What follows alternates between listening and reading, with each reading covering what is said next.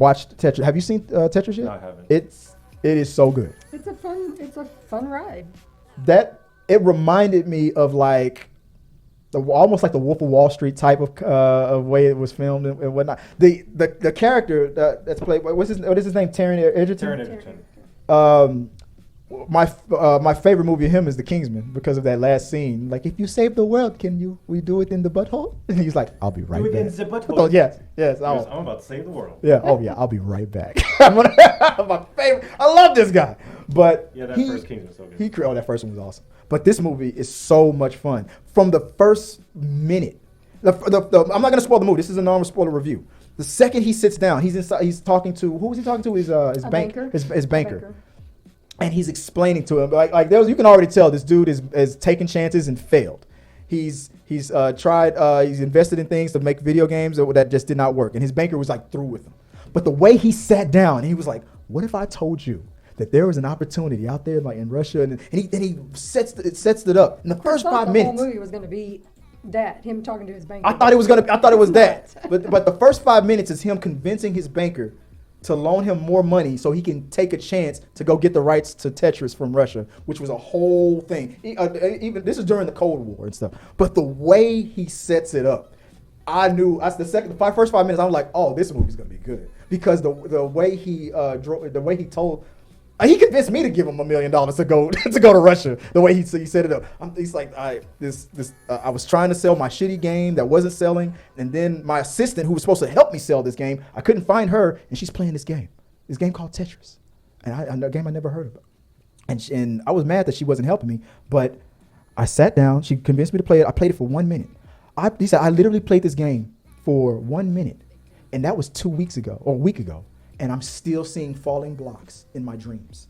The way he painted this picture about this simple ass game, this game that I did not know had this crazy ass history of getting the rights. It was dangerous what this man went through. I mean, there was betrayal, there's sex, there's fights, there's blood. I like to Google while we're watching. She's always fact checking the movie while we're watching. Stories and whatnot, but this was shown at South by Southwest. I guess that's when they debuted it or whatever. And the character that Taron Egerton is playing, and the real guy, and the real guy that created Tetris, they were at the premiere to see it because they're still best friends. They've been best friends for like 40 years. Wow, that's pretty cool. I mean, the whole thing was about the corrupt Soviet Union were trying to keep the rights to Tetris under their control and not let it out to Japan and America. They were, explaining the background, like they didn't believe you couldn't play video games there. They didn't allow it. The game was even banned in Russia, and it was made by a Russian. They don't allow video games, so Nintendo was giving them a great deal. Way around it was he created Tetris for computers and worded it in such a way that it's not a video game, so that people were playing it at work on their PCs. And all these other shady companies were trying to get the rights for consoles, handheld rights, arcade rights. That's what this whole fight was about. Tetris was taking.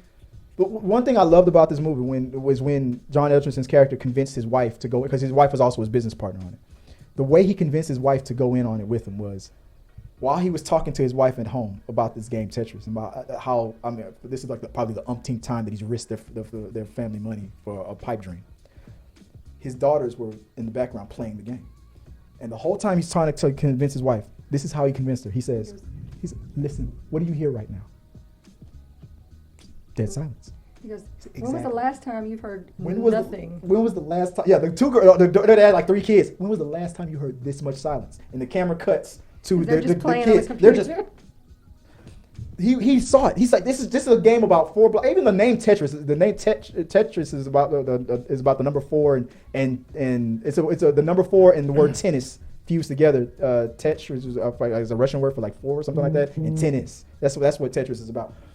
But he was so convinced that this game, he was trying to convince Nintendo not to focus on Mario for Game Boy, to get the console rights for Tetris, because this game will get, not only will it get kids. Game Boy hadn't been introduced, so it didn't even exist yet. And now I'm telling the movie, my bad, but this game is not only just for kids, but it can also get the attention of adults. Adults were the first ones to be hooked on this, and kids also. So he was just like it's one of those visionary stories. It almost played like a biopic, like you know those biopics where the musician you're waiting for Elton John in his biopic, or Michael Jackson, I guess, in his upcoming biopic, to finally sing Thriller. Like he's going through all these trials and tribulations, and he's sitting in the corner writing his masterpiece. And what's that called? I'm thinking about calling it Thriller. And you're waiting for Thriller to be sung on the damn screen. It played like that. It's like, when is he gonna get the rights to this damn game? It was tense.